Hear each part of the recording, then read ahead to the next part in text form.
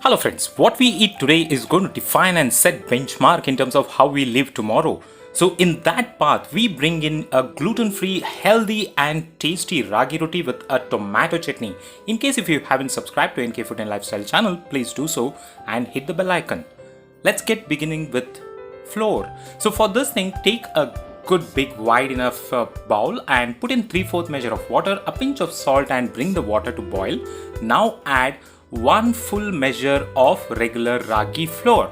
So remember friends, 3/4 cup of water or 3/4 measure of water to 1 measure of flour. Now reduce the flame, just mix the flour together and turn it off. Now that the flour is extremely hot, we cannot knead it. So we should just allow it to cool down, and when this mixture is about lukewarm, that is the time we need to start kneading it. So as we said friends, this is a gluten-free flour or gluten-free millet grain. So the key thing is kneading. So as much as we knead it, that is going to give us a bit of stickiness to the flour, and that helps us in rolling the rotis. Now take one portion of the flour, as much as a big ball, and remember friends, because this is gluten free, we need to go ahead and do double kneading procedure. So we already did once kneading, so now we need to take the flour and start kneading it directly onto the kitchen platform. You might be wondering why, right? So we need to get a good binding or a completely good holding consistency, and at the same time it should be crack free. So that's the whole reason we suggest you to roll it onto the platform with good amount of pressure.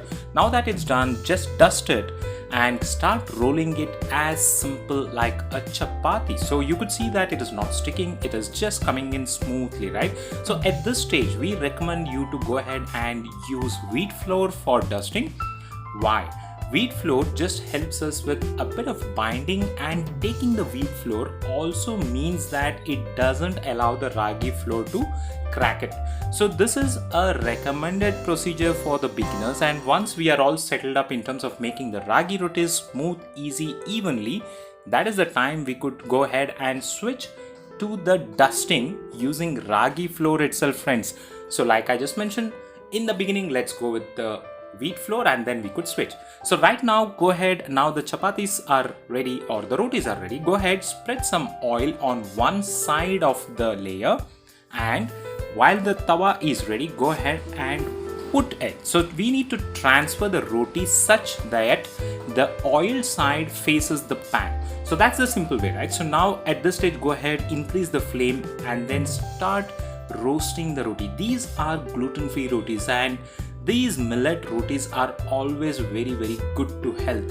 So these grains are called as siridhanya in our language. So siri means richness or the goodness. So dear friends, we all need to go ahead and start abiding to these rich grains that not only gives us good health but also makes us to retain the health over a long period. So you could see that the roti is now so evenly roasting up. So we definitely recommend you to consider using an iron tawa over an non-stick one.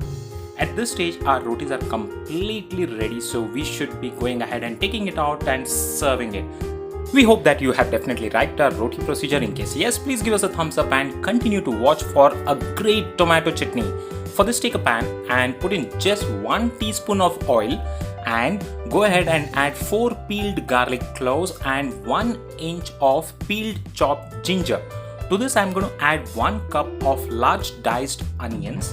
Just keep the onion pieces large enough cubes because we are going to saute and then it is going to turn soft, and that's what we definitely need for this chutney.